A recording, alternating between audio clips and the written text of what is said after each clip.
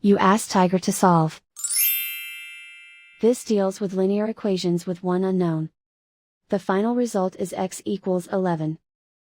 Let's solve it step by step. Simplify the expression. Break up the fraction. Simplify the fraction.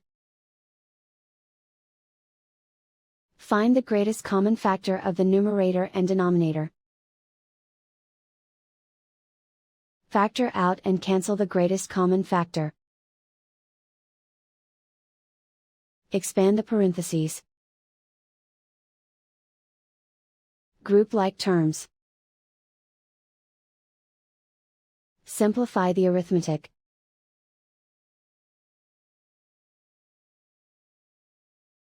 Group all constants on the right side of the equation. Subtract 11 from both sides. Simplify the arithmetic.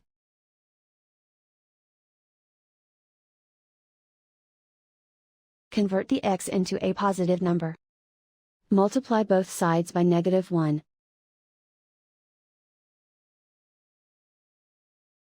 Remove the ones. Simplify the arithmetic.